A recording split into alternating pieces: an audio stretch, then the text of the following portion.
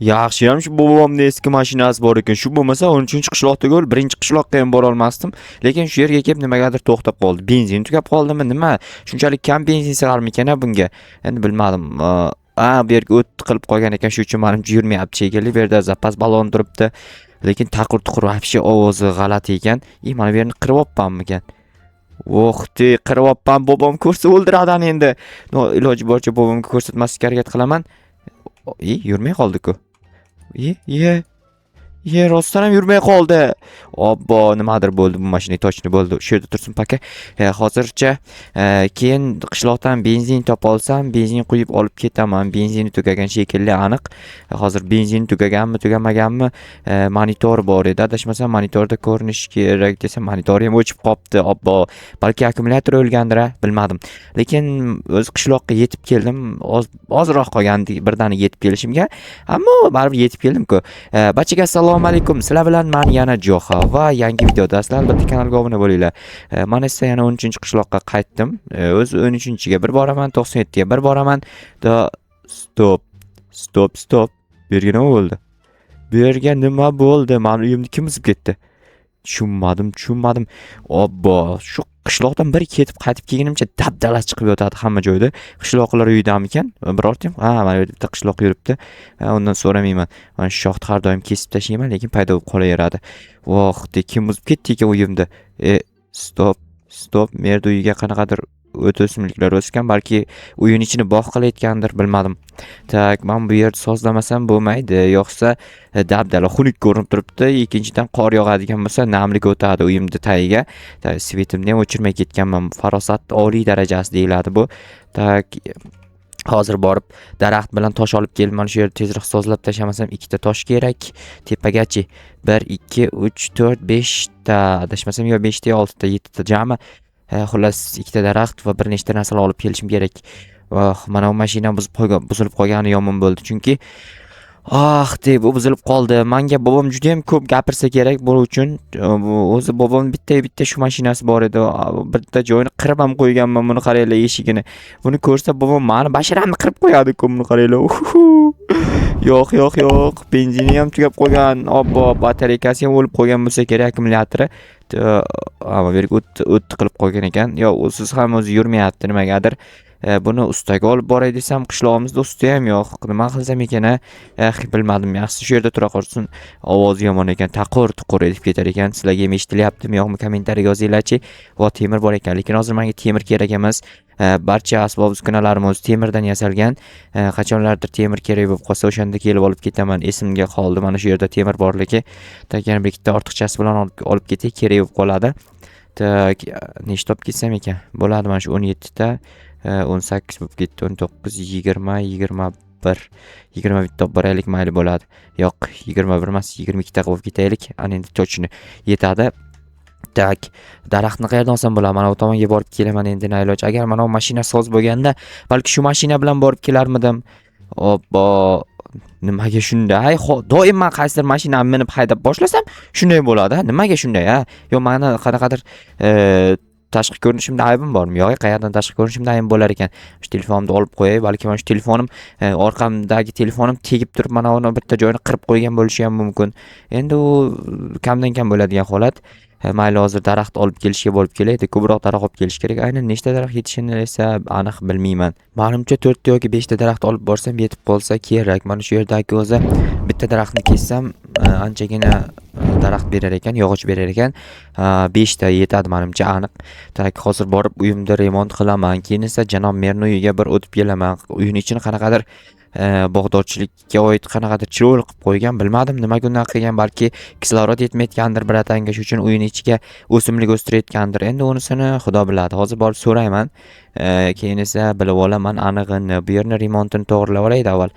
Tak, okey. 15 ta ortiqcha ekan. O'zi 7 top kelsam yetar ekan, lekin ko'p olib kelib qo'yibman, mayli. Tak, ana endi bu yerga qaranglar. Bitta, 2 ta, 3 ta. 3 ta yetarmikan? 3 ta zabor kerak ekan. 3 ta zabor bilan qaniydi bitib ketadigan bo'lsa yaxshi bo'lardi. Tak, yana endi zaborlarni mana bu yerda yasab olamiz. Yer tagim bor.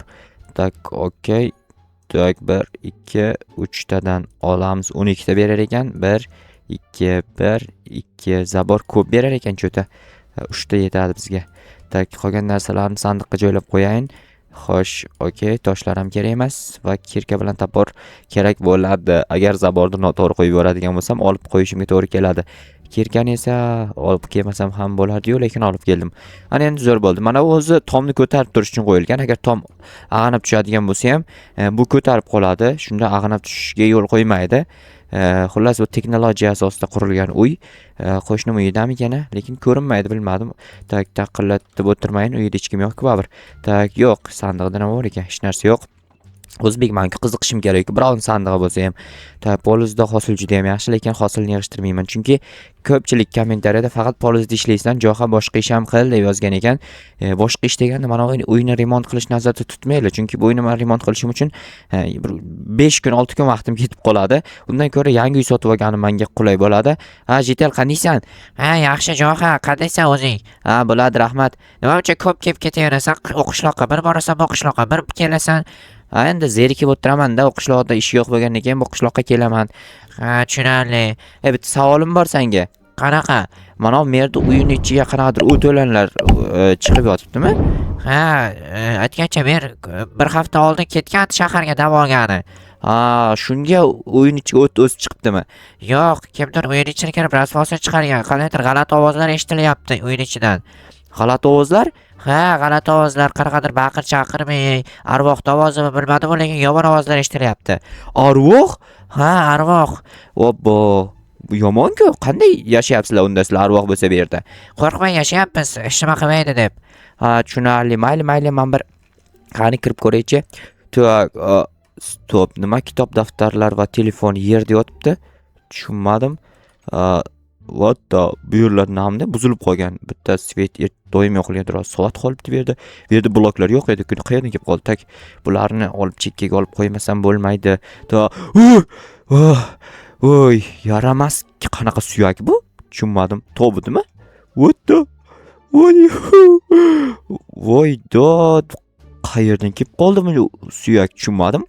Kimdir tashlab ketdimikan? Kimdir menimcha merni qo'rqitmoqchi bo'lgan. Lekin mer hozir uyda yo'q-ku.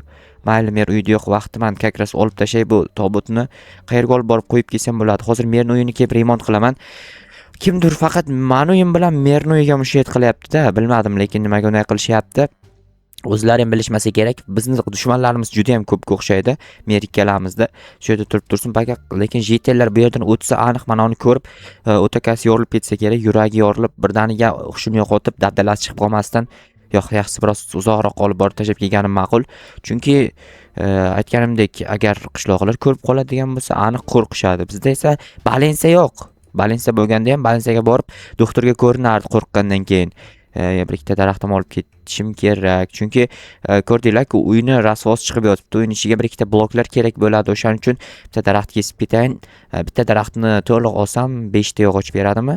5 ta yog'och berar ekan, menimcha aniq yetib qoladi. O'sha kech tushyapti. Tezroq remontni tezlashtirmasam bo'lmaydi. Kechasi vaqt qo'rqinchli bo'lsa kerak, arvoh bor deganda. Lekin arvoh o'sha suyak bo'lgan bo'lsa kerak, menimcha.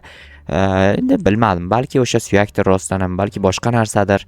Unisi menga qorong'u, to'g'risini aytsam, mana bu yerdagi o't o'lanlarni qaranglar.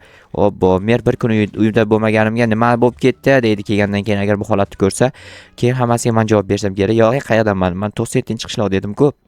Lekin baribir ham bu janob mer faqat menga gapira oladi.